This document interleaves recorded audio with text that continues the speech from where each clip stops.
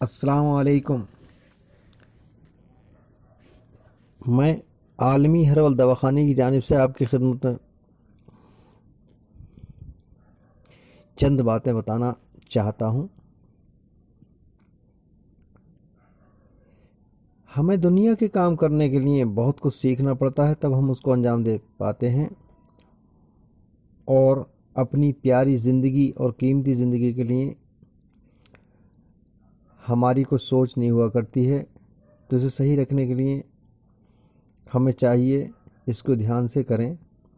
صبح اٹھ کر کسرت کے بعد کھڑے ہو کر آرام کریں،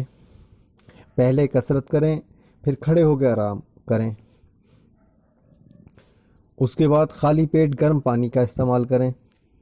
جتنا پیا جائے، اور صبح کا کھانا 75% استعمال کریں، دوپہر کا کھانا 50% استعمال کریں، شام کا کھانا 25% استعمال کریں، اور کھانے کو زیادہ چبا کر لیں، اس کے ساتھ پانی نہ لیں، اور کھڑے ہو کر پانی نہ پئیں،